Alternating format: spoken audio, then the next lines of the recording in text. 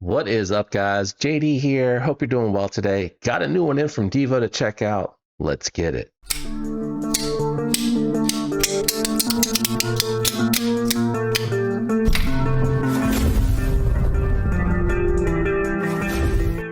All right, guys, I picked up the new Divo Growler XL and we asked for it and they delivered. This is a big boy for sure. Everybody out there that has been clamoring for a big Divo, your wish is their command. And I did go with the 80s.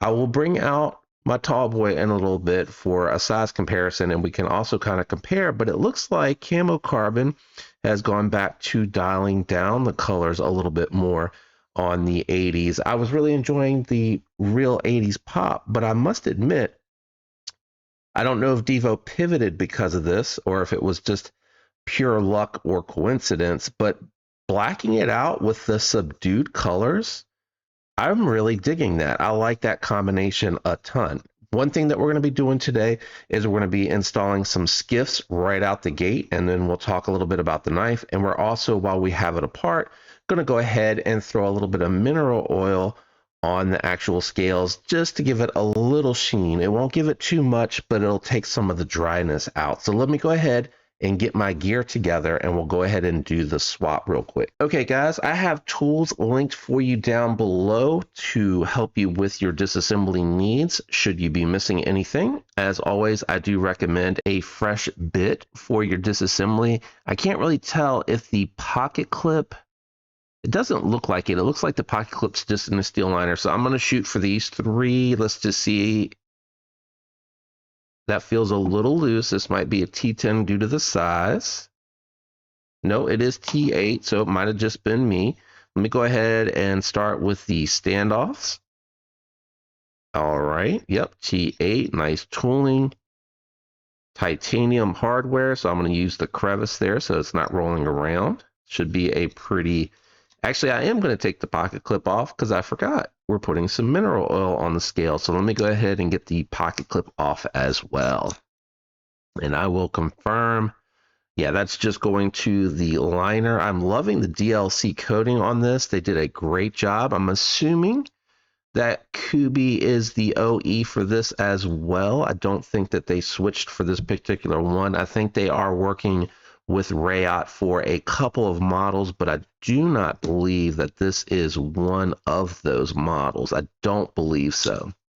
All right, so we got a tab lock system in here or a nested liner lock, whichever you prefer. So yeah, it does look like no matter which side you're looking at, it does look like the colors are a little less than normal. Let me go ahead and get the bearings out of here. We're going to check to see if these are 6 millimeters. They definitely look like it from here. All right. Let me move this down here. I'm going to grab a quick shot for the thumbnail. I'm going to grab my skiff tool. I do believe I have a 6 millimeter. I don't keep too many of them because not too many manufacturers use them. Yeah, 6 millimeter. So let's check the thickness out. Yeah, 6 millimeter, 1/16 ball. Let's hope and pray I have one of these in stock. Can't wait to get my new Growler XL on some skiff bearings, guys. Let's see here. Yeah, because we got some 3/16, 6 millimeter, 1 millimeter, 1/4 inch, and 6 millimeter, 1/16. My last one, I'm going to have to order some more. So you can see 6 millimeter, 1/16, 13 ball count. So grateful I have these. We're going to label this so I know what it belongs to.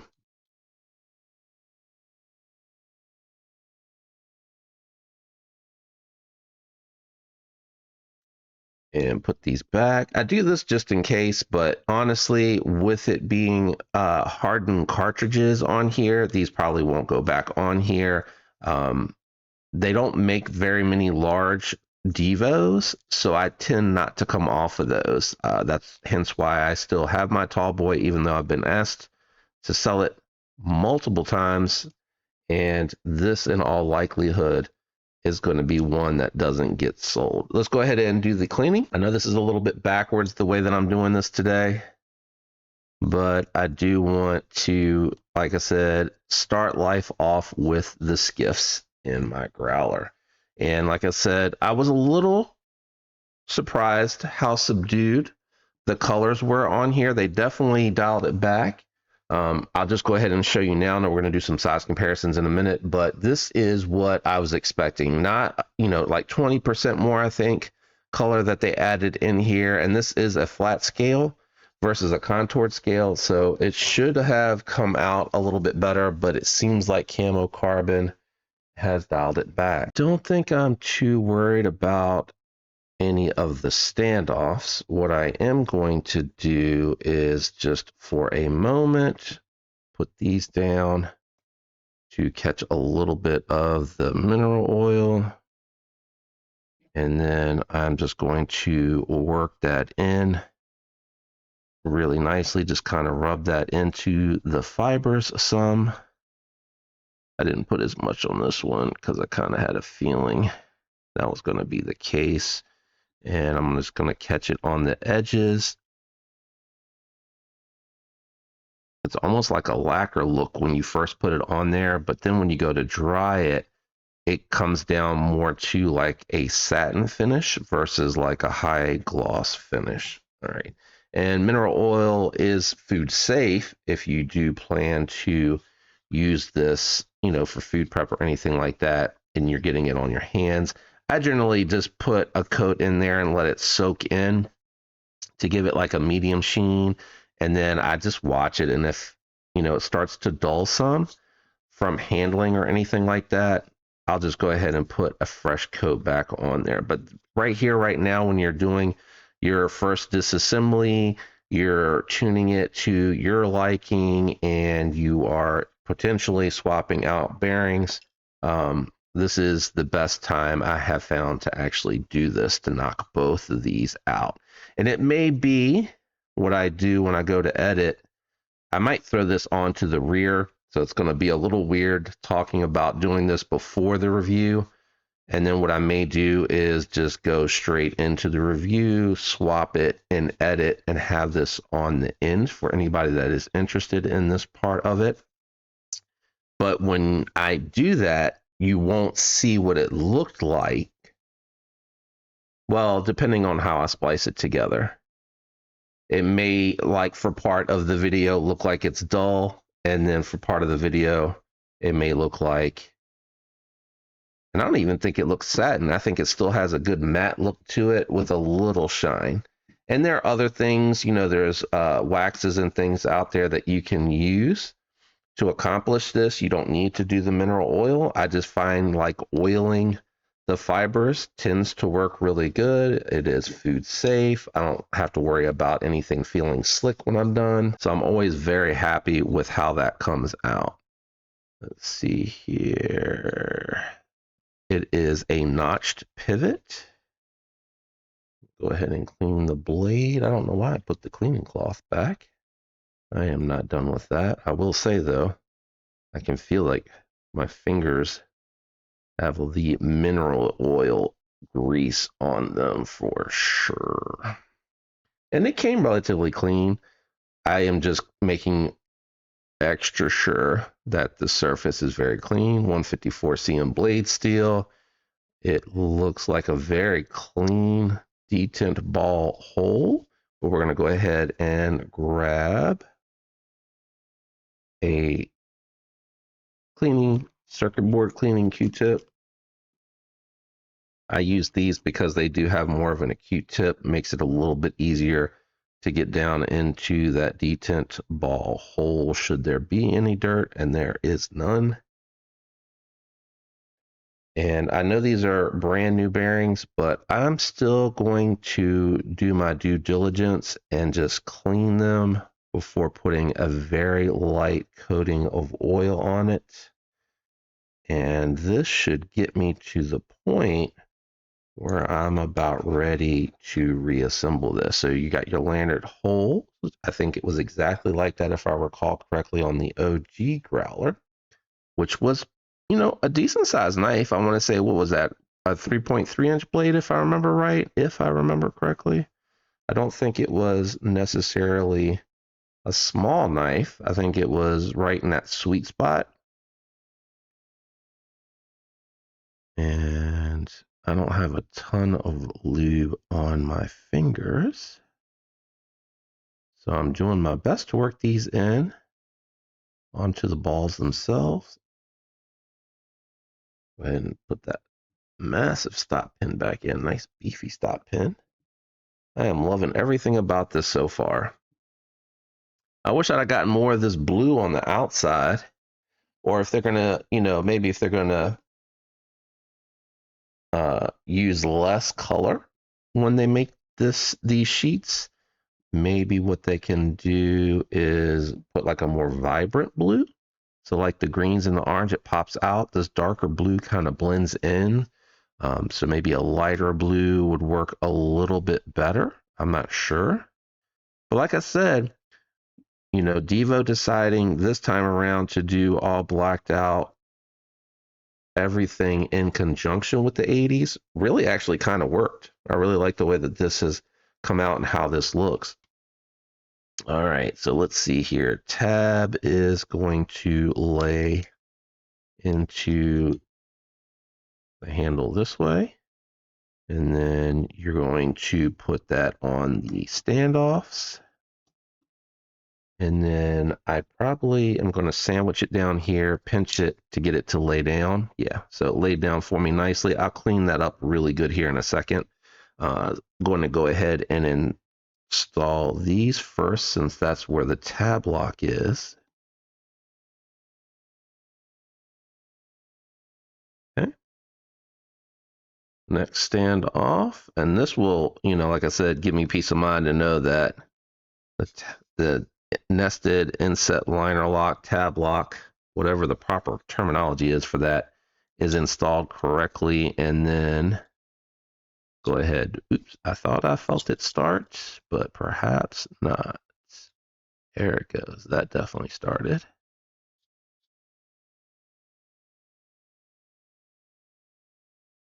All right, let's check the centering real quick before we install the pocket clip. All right, so favoring the show side a little bit. Let me check. No play. All right, so let's loosen the tab lock a little bit, since we tightened that down first. And actually automatically, no, it's still favoring that side just a touch. All right, let me see. Okay, that was probably me over tightening, because now it is centered. Gonna lock down the tabs and backspacer. Yeah, it looks dead center now. Ooh. Dead center.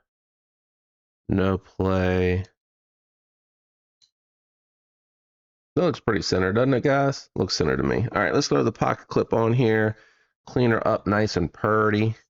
And we will finish up with the regular review.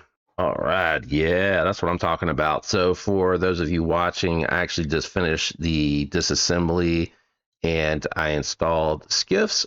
They are 6mm 1/16, and I did a little mineral oil clean of the scales. I think it gives it just a tiny bit of shine. So opening hole works well. They did a good job tuning the detent on this one. It is a great size. I'm getting familiar with that tab lock. I'm trying to make sure, because with the bigger, heavier blade, it tends to want to fall down.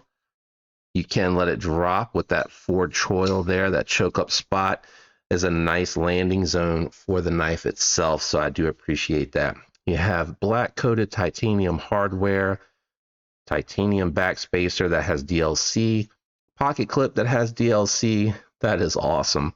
And it does have a satin, I guess it's a machine or a belt, satin finish on there that you can see on the 154 cm.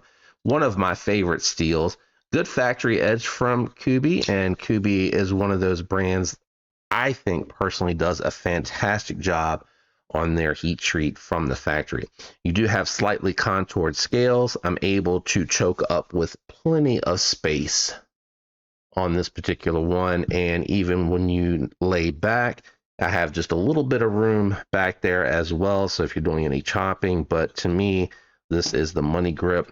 They have the full length jump on the front of the knife or the spine of the blade. I love that because if you're choking up, this is an actual useful blade.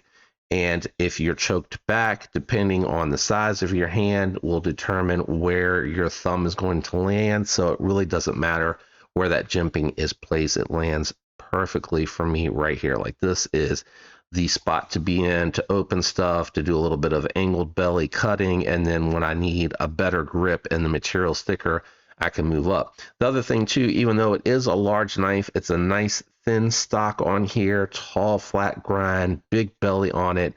Cutting performance on this is really, really good. And I do remember that about the OG Growler, and the fact that that's how it cut really well. Good belly, very nice slicer. And I just love this design overall. I think it's a very attractive design. Now, I know he was talking about doing a premium growler. I probably would still be interested in that. I like the disparity between this one and the original. I think it's, like I said, a good size, a lot of fun, and I'm so glad that they actually did this one. Going to be waiting for these skiffs to break in on that DLC and the hardened cages that they have in here. They did not put any liners on the show side here. Carbon fiber, especially when it has a good amount of thickness to it like this does with the contoured scales, not going to have a lot of flex or give. It's going to help keep the weight down on this. And then they have the full steel insert here, or nested lock bar in here. That is going to be all that you need to lock this one out, and it's going to be plenty secure for you guys. Let's go ahead and do some size comparisons, and then we'll weigh this guy. All right, I thought it would just be fun to do my Divo Knives Tall Boy for the size comparison. As you can see here, this being their previous largest version, I believe, as far as length is concerned, you can see the Growler XL far larger than the Tall Boy, and then the Psyop 299 is about the size that I think Kevin typically likes his knives.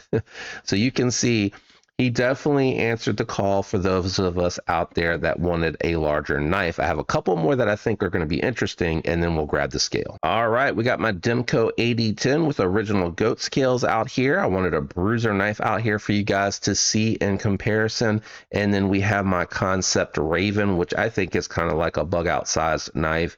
A knife that I think is a great size overall for EDC. And you can see Growler XL answered the call. We have a large Divo, guys. Let's grab the scale. All right, scale out and on. Let's go ahead and get a weight on the Growler XL. So coming in at 5.1 ounces. By comparison, the linerless AD10 with aluminum OG scales on it coming in at 6.8 ounces. So even though it is larger overall in length than the AD10, it is coming in substantially lighter. So kudos for finding a way to do that. All right, time for final thoughts and impression, guys. I grade on a scale of 1 to 10, with 10 being the best, 1 being the worst. This one, because it does have the camo carbon and all titanium hardware with the 154 CM having a DLC, I am going to allow it the full range and not do the usual budget ceiling cap for budget steels and budget materials at a 7. If you've been watching the channel long enough, you will totally understand that. What I take into account is going to be the fit, the finish, the ergos, the aesthetics, the performance, both with cutting and the action, which are really good on this particular one. And for me, on this particular one, there's not much that's going to hold it back. You got a reversible pocket clip. They included the wire in case you do not like the short titanium. I think that they have perfected this over time. It has a good entrance, good clearance, so it goes in and out of the pocket nicely. Good retention without being too weak where you have to worry about something this size potentially falling out, which I like. A lot of attention to details. I think Kubi's doing a good job on their DLC coatings. This one is not a mirror DLC. It is just a DLC that is light in application so that you can see the lines through it. If I remember the explanation correctly, it's that when they do the grinds and then they apply the coating on, even though the coating is even to the touch, the depths of the line or what create the color variations that you can still see through the coating, if I recall the description of it correctly. The only knock would be, and this is not really on Divo, I would have loved to see more vibrant color, very similar to how they did it on this camo carbon that Kevin had them bump up the color for. And I think they probably got plenty of feedback that they'd liked the color more. I would have loved for it to have the same vibrant colors that you see on the Tall Boy, which feels small now by comparison, but it does work for me because I think with it being all blacked out like this, the subdued or subtle colors coming out are actually really nice in the way that it looks. So for me on this particular one, I am going to go 9.3. Shout out and thank you fellas at Divo for giving us at least one bruiser size knife. I don't know if we'll ever see it again, so I'm going to keep it and cherish this one. Like I said, I did buy it with my own money, but that's because I was excited and I like to support both Divo and White Mountain Knives. I think they're some awesome companies backed by phenomenal people that I really truly like personally. Let me know what you think about this one down below. I will leave it linked. Discount codes help you, and they are only available at White Mountain Knives. So help support two great companies out by picking these up if you're interested. I'll have all the details for you down below, drop date, time, and links and codes. If you enjoyed today's video, a like would be appreciated. If you're not subscribed, and a lot of my viewers are not, I would appreciate your subscription. It goes a long way in helping the channel with the YouTube algorithm. Special shout out and thanks to my channel members. Love you guys. That's it for me today. Thanks for hanging out. I'll catch you on the next one. Goodbye.